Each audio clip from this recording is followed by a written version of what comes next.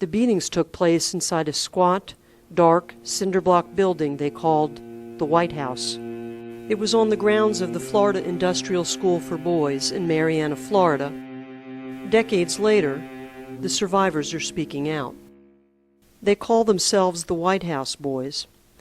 A half-century ago, they were taken to Florida's oldest reform school, a beautiful place with manicured lawns and ball fields amid the rolling hills and stately pines of rural North Florida.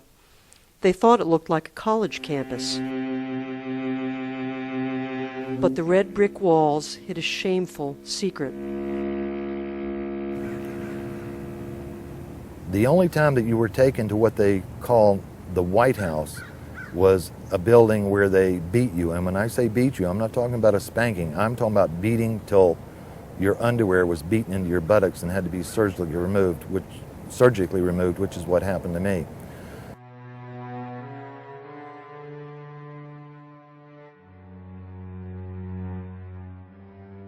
When you looked at this place, you never could imagine the horror that the bucolic nature of it hid. It looked like a college campus. Dormitories, well-cut lawns, beautiful gardens, a gymnasium for the high school basketball team, a marching band. I mean, you would never consider what lay beneath this was a nightmare.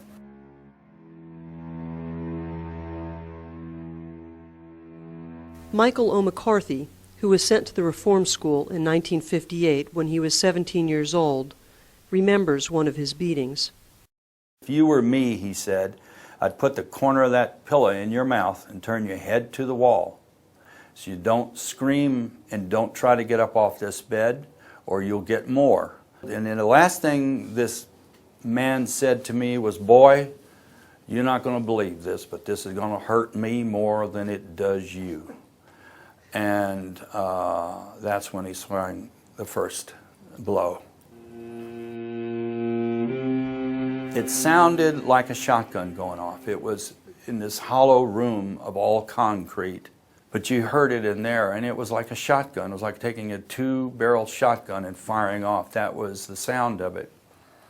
And the first one, I remember, drove me and the bed down, and it came back up, and he was able to time it. He had been beating so many boys for so long that the son of a bitch was able to time when the spring would bring you back up so he could match the swing. And he beat me, and he continued to beat me, and he beat me, and he continued to beat me, and he beat me, and he continued to beat me until long after I lost count of how many that he'd beaten me with.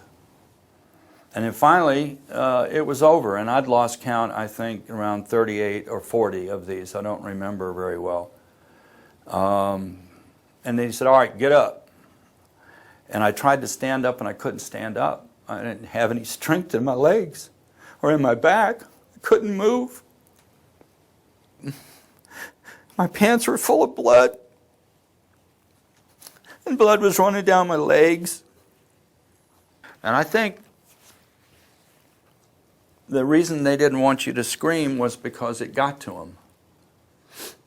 I think the sound of you screaming somehow reached inside of them and caused them to recognize what they were doing to you, that they just couldn't beat you like you were an object if you were screaming with the kind of pain that you had.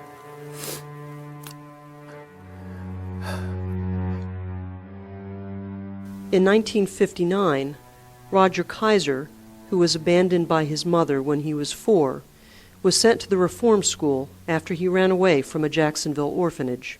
I knew there was no way that the Florida School for Boys at Marianna, being a state-run institution, could possibly be as bad as the Children's Home Society in Jacksonville, Florida. And boy, was I mistaken. I knew that this large leather strap that had a piece of sheet metal sewn in between two halves of leather was underneath the pillow. I felt it slide out. I heard somebody breathe. I turned over real fast and started to jump up, and I saw this look on this guy's face, and I knew he was going to beat me to death. There was no doubt in my mind whatsoever. I tried to jump off the bed. One of the men grabbed me. The other man slapped me in the face with the leather strap, and again, blood went everywhere, all over the walls, all over the bed. That embedded in my mind what humanity was really like. that I was just a piece of crap. And I'd better get that through my head. And they got it through my head. A third survivor, Robert Straley, was taken to the White House in 1963, the day he entered the reform school. What it did was it turned me black and blue, and then you had pinholes of blood all over you because of the force of the whip it caused the skin to explode at some point. Now that was just 35 lashes. If you ran, you got 100. And 100 lashes is beyond my imagination to this day. And when they're hitting you on the same spot and they've, already broken the skin or bruised you, you're in some serious pain. And I went out of there in shock. I know, it was just, looking back on it, it's just like a nightmare. You just can't imagine that people would do that. There's personally, to me, nothing been done worse. They destroyed my childhood.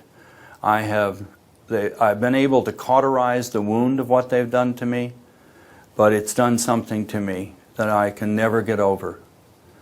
I can't get over this. This is beyond, it's as if they raped me.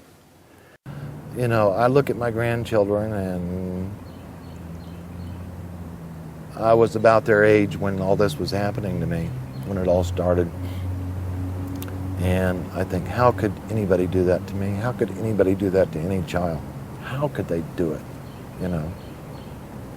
And, when you inflict that much pain and brutality on a child, they're traumatized for life, period.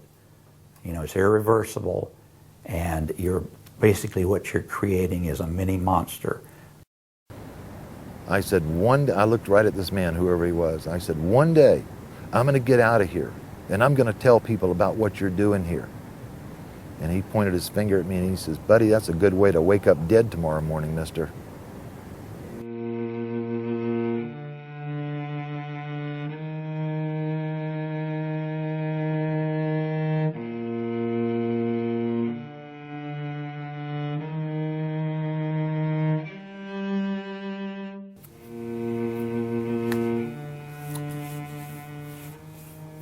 What can I say? It was just a very bad place to be.